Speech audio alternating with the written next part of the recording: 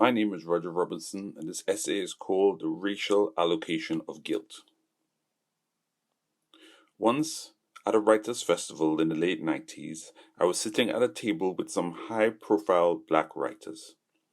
The conference itself was a high minded snooze fest, so I told everyone I was heading back to the hotel. To my surprise, most of the table, who by chance were all black, decided to leave with me. That prompted one writer to whisper, with much concern, that we couldn't all leave at the same time. I asked why. He said it would look bad. I asked to who? And that question forced him to confront the ludicrousness of his suggestion. The truth is, I knew what he meant, that it would look bad to white people, as if we were doing something wrong. I wasn't angry with him for feeling that way. What I felt instead was a deep sadness that he had to live his life with that kind of subservient awareness every day, and that only through my observation he was confronted with the weight of that struggle. The same writer told me once without hesitation that he was an Oxford man before he was black.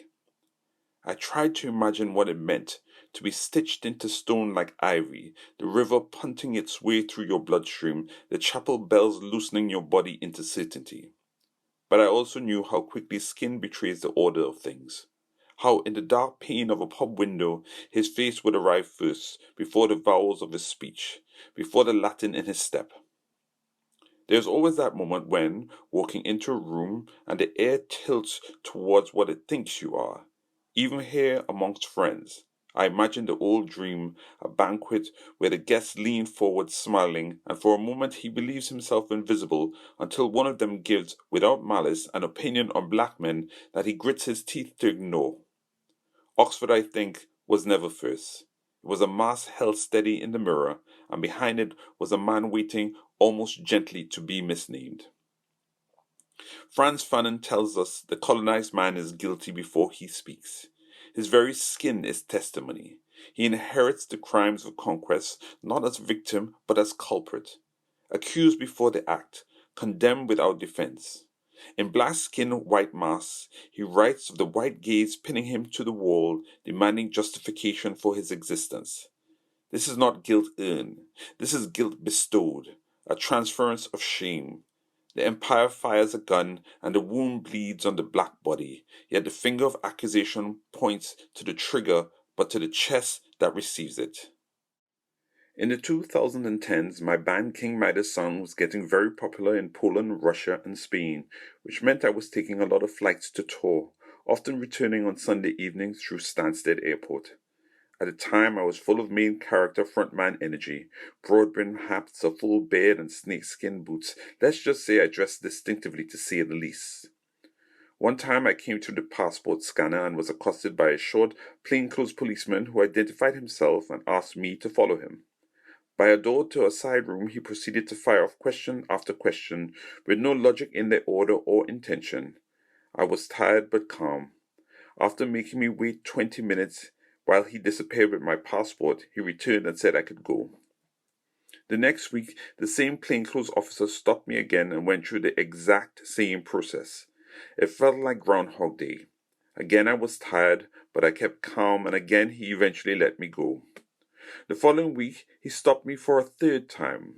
The exact same officer. I asked to see his supervisor. He reacted as if my request was some sign of anger or guilt. I told him plainly that this was the third time in 3 weeks that he had questioned me.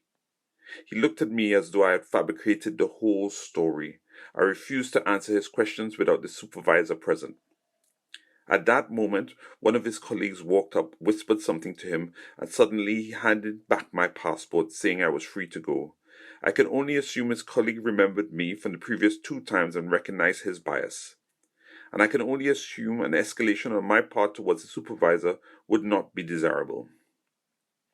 Lasso.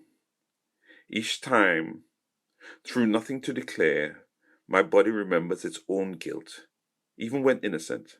I feel watched, as if the mirror glass has eyes that hunger. It's a table, too, the way it waits for your belongings like an altar stripped bare, where nothing is meant to be cherished. Then the lasso rope comes, a new weapon amongst the others, tasers, pepper spray. And I hear it first, a sound like a whip cutting the air clean open. The lasso's loop falls almost tender, closing around my arms, a kind of embrace, except it drags only me sideways in front of everyone. Questions, questions spill. Where do you come from? Where are you going? Where were you born? Their voices work on me the way shame robs you of stature. The next time, another airport, and again the rope with its swoosh through the air, its swift tightening, and the pull. I begin to understand this is the shape travel takes now. A lasso loop in the air, always finding its mark, tightening and dragging. Fanon believed decolonization must begin with a cleansing, a wresting back of the right to innocence. But what does innocence mean in a world that insists on your guilt? Even joy can feel like defiance. Even laughter can be cross-examined. The colonized carry a double task, to live and to justify living. I'm taking a bus to the airport, and the driver puts my bag along with many others into the storage at the bottom of the bus. When I arrive, I calmly take my bag out, and a young white woman in slippers, baggy pants, and a vest top runs up to me and tries to pull my bag away, shouting, "No, no, no!" She calls out, "Help! He's stealing my bag!" And several white men walk towards me. I calmly show her the tag on my bag, and she just walks off. "No, I'm sorry. No, I made a mistake." The men return to their business with no shame in their accusatory eyes, just me, with my bag, and this weight I have to carry. Colonial violence is a theft of blame. It moves like smoke, unseen yet suffocating.